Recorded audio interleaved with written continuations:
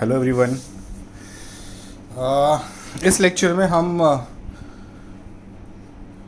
कुछ क्वेश्चंस करने वाले हैं वेक्टर्स पे। ठीक है। ये जितने भी क्वेश्चंस मैं ले रहा हूँ अभी वो कहीं ना कहीं कभी ना कभी किसी कॉम्पिटिटिव एग्ज़ाम से पूछे गए हैं। रीज़न ये है उस क्वेश्चंस को लेने का कि भाई ये सारे क्वेश्चंस रिपीट तो नहीं होंगे, लेकिन इसके जो कंसेप्ट हैं वो रिपीट ज़रूर हो सकते हैं। राइट। तो एक थोड़ा सा कॉन्फिडेंस मिलेगा कि भाई नहीं, कुछ क्वेश्चंस हम कर रहे हैं। राइट। तो आज मैं 10 क्वेश्चंस लेके आया हूँ। राइट। तो करीबन मैं 2-3 लेक्चर इसके क्वेश्चंस पे लाऊंगा and then accordingly we move further. Right. First question is when forces F1, F2, F3 are acting on a particle of mass m such that F2 and F3 are mutually perpendicular, then the particle is at stationary, रुका हुआ है. If the forces F1 is removed, then the acceleration of the particle is. तो क्या कहा जा रहा है? देखो, मान लो कि आपके पास ये this is solution that we are talking about. This is a solution. Now let's say if I have a particle. मान लो कि F2 इस डायरेक्शन में है एंड F3 इस डायरेक्शन में है, परपेंडिकुलर है, दिया गया है. Right. F2 and F3 are perpendicular. तो इसका रिजल्टेंट जो है वो इस डायरेक्शन में होगा, बट ऑब्वियस है परपेंडिकुलर डायरेक्शन ये डायरेक्शन में होगा. ठीक है. और F1 को बट ऑब्वियस है इसके अपोजिट डायरेक्शन में होना पड़ेगा. This is F1. तभी ये स्टेशनरी पे बनेगा. देखो, इन दोनों को ऐड करके ये एक रिजल्टेंट बना और इसको बैलेंस करने के लिए F1 को इस डायरेक्शन में ही होना पड़ेगा, तो ही ये ऑब्जेक्ट स्टेशनरी पे हो सकता है. ये आपका कंडीशन है. तो मेरा रिजल्टेंट किसके बराबर है? रिजल्टेंट मेरा F1 के बराबर है. रिजल्टेंट मेरा F1 के बराबर है. अब कहने का मतलब ये है कि अगर F1 आपने हटा दिया, अगर F1 आपने हटा दिया तो इसका एक्सेलरेशन कितना होगा? You know your force is equal to mass into acceleration. पढ़ा है आपने लोअर क्लासेस में. So force upon mass is acceleration. So in this case you have either resultant upon mass is equal to acceleration. Now what is the resultant? Resultant is under root of F2 square plus F3 square upon mass is equal to acceleration. अब इसको लिखने का एक और तरीका है. ये resultant F1 के बराबर है, तो can I right my acceleration is nothing but F1 upon mass. ठीक है. तो जैसे ही आपने F1 को हटाया, ये इस डायरेक्शन में एक्सेलरेट होगा. किस एक्सेलरेशन से? What is the magnitude? F1 upon m. F1 upon m. Was very simple question. थोड़ा सा इमेजिन करके लॉजिक लगाना था. That's what. So here acceleration would be F1 upon m. ये मल्टीपल चॉइस क्वेश्चंस हैं. मैं अभी मल्टीपल चॉइस क्वेश्चंस नहीं ले रहा हूँ, मैं मल्टीपल चॉइस नहीं दे रहा हूँ. राइट. अभी मैं सिर्फ और सिर्फ यहाँ पे सॉल्व करना सिखा रहा हूँ. धीरे धीरे करके you will be able to be use to of the kind of questions that comes in competitive exams. Now, अब देखो दूसरा question. Two forces are such that the sum of their magnitude is 80 Newton and their resultant is 12 Newton is perpendicular to the smaller force. The magnitude of forces are. ठीक है. तो ये इसका solution हम निकालें. देखो,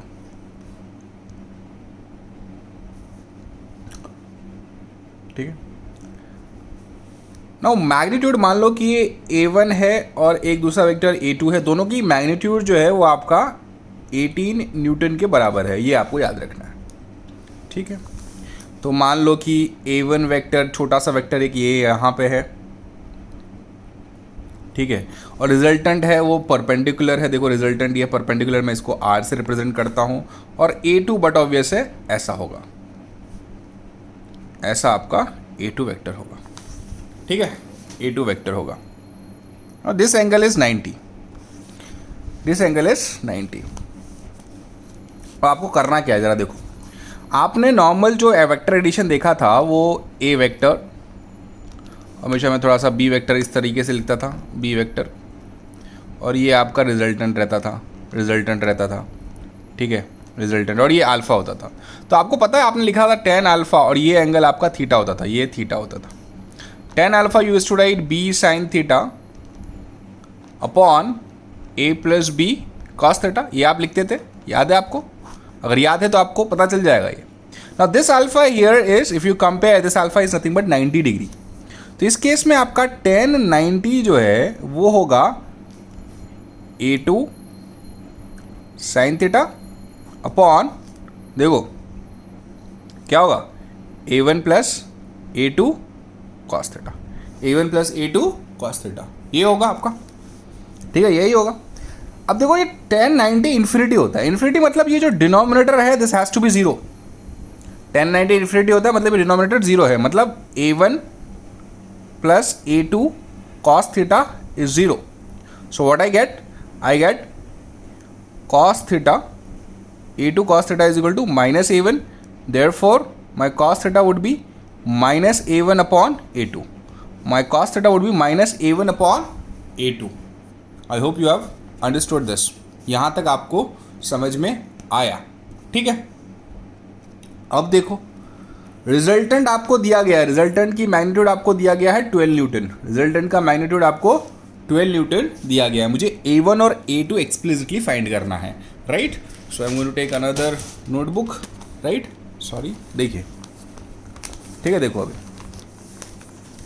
अब मुझे एक चीज़ पता है, the magnitude of resultant I know, it is simply A1 square plus A2 square plus 2 times A1 A2 into cos theta, right, into cos theta, right.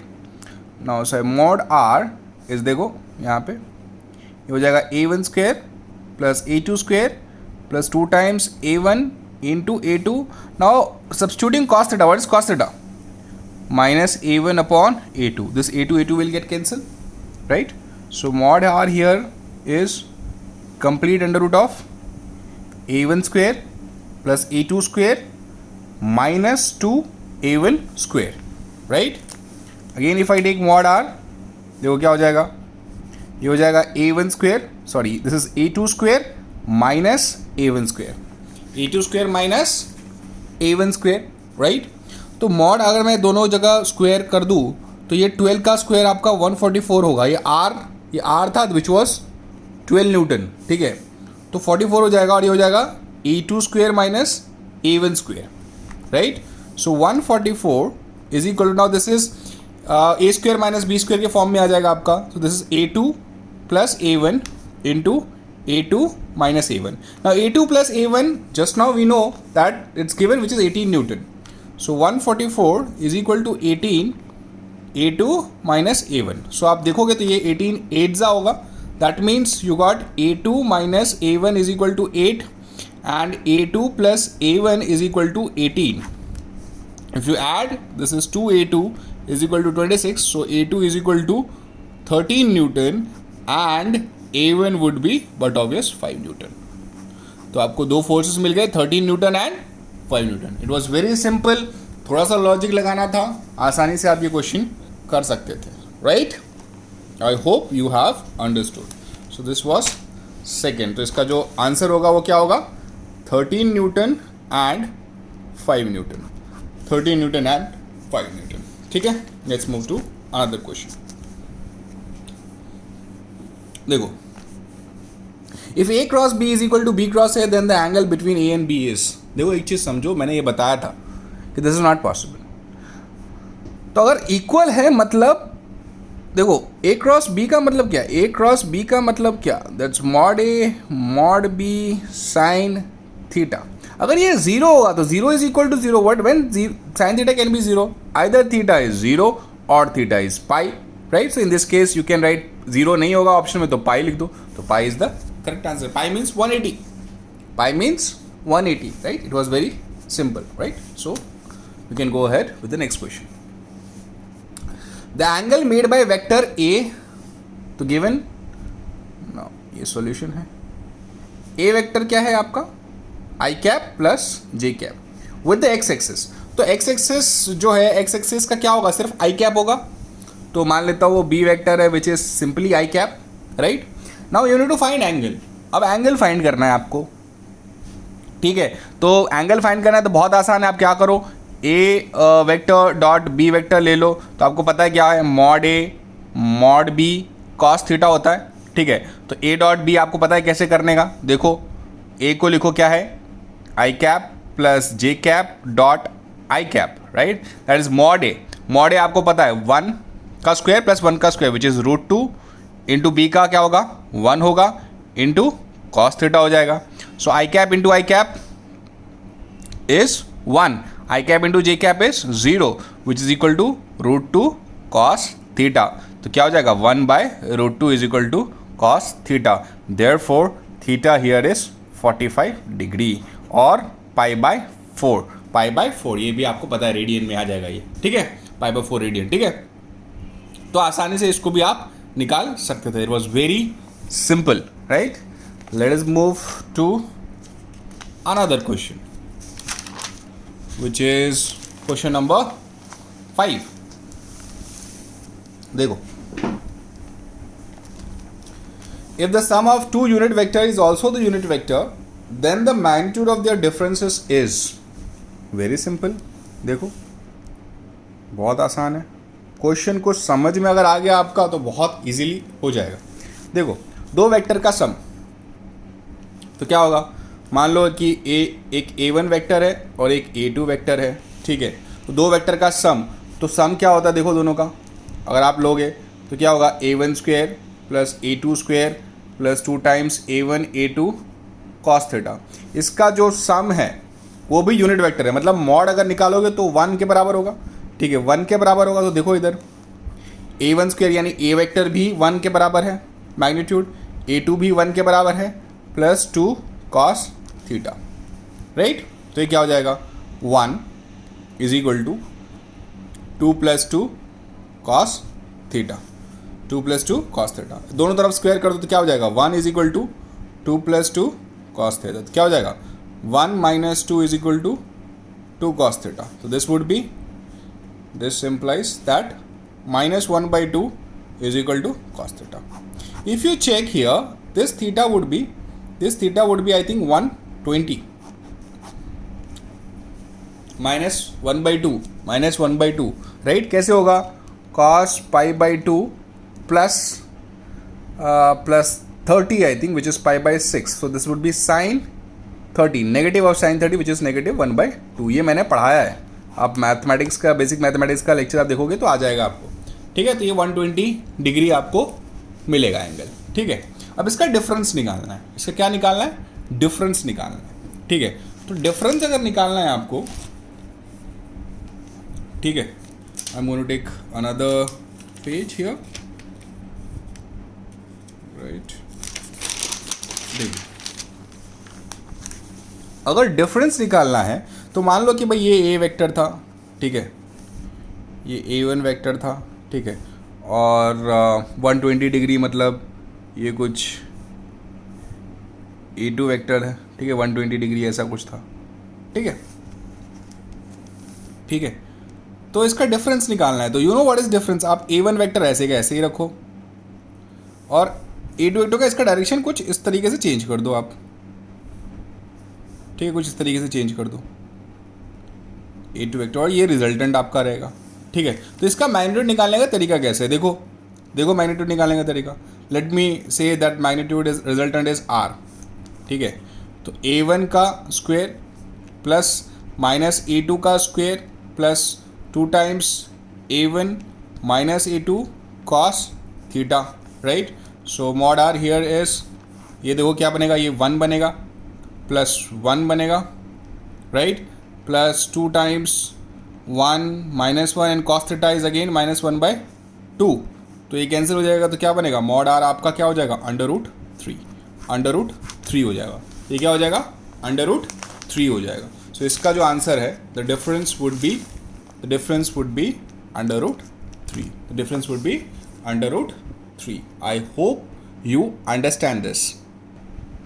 देखो इसको एक और अलग तरीके से भी किया जा सकता है, जैसे कि मैं कहूँ let's say I have a vector like this a1, ठीक है, और a2 के बीच में, a1 और a2 के बीच में एंगल हमने निकाल लिया विच इज़ 120, ठीक है, 120, ठीक है, 120।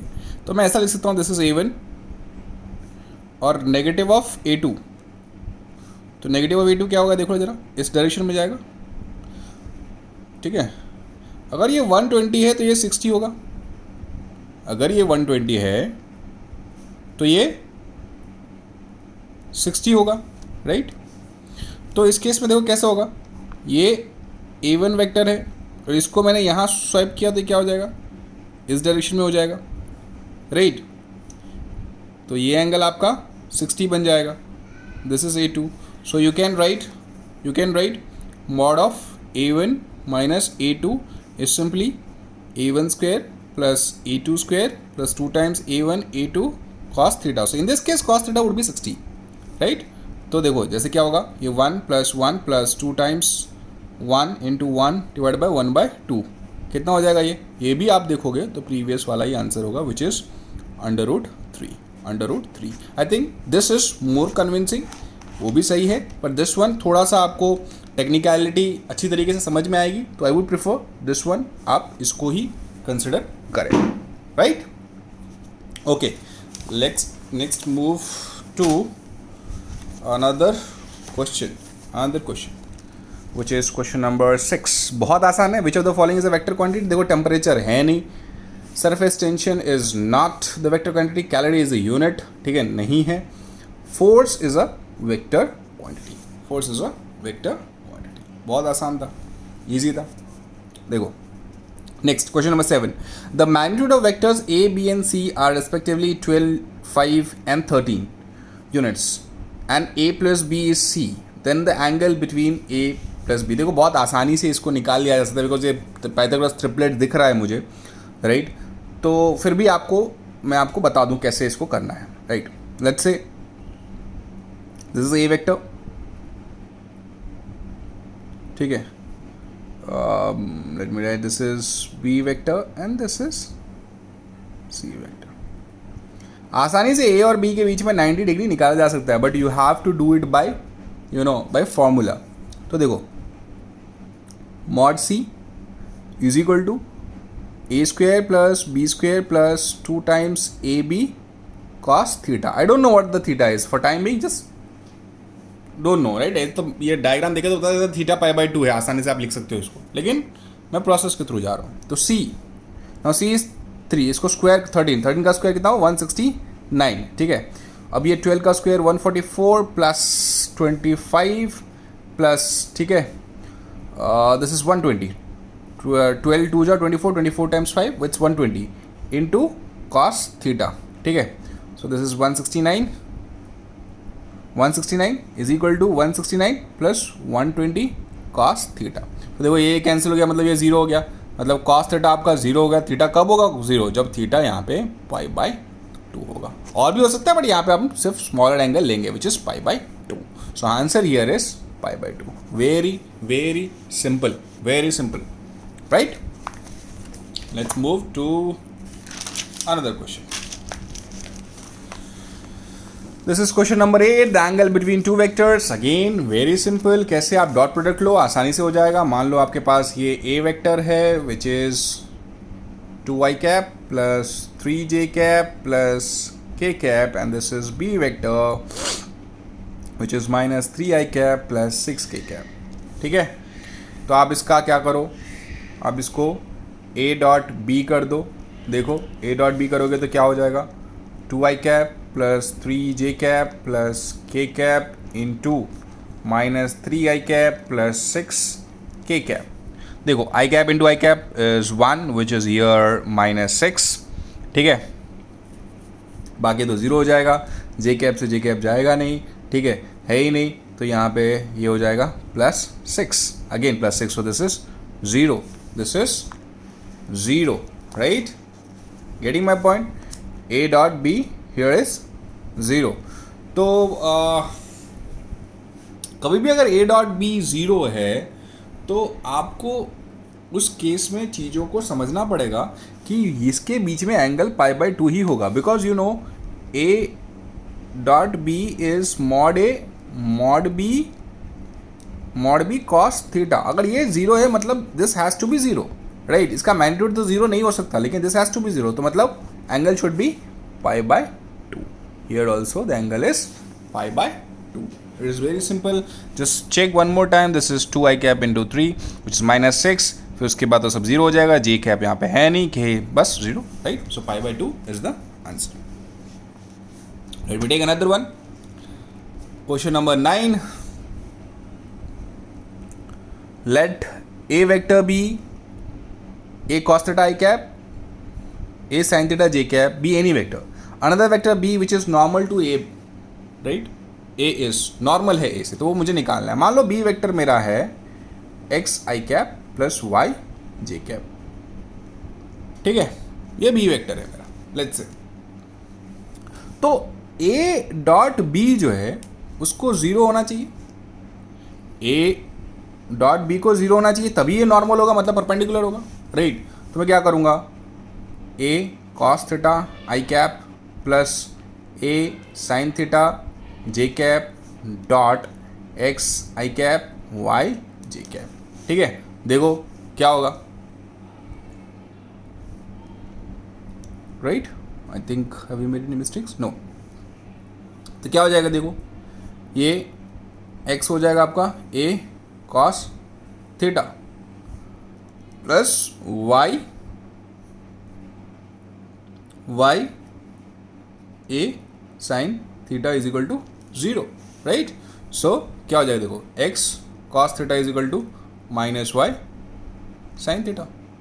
x cos theta should be equal to minus y sin theta. It's very simple, right. So what I can do here is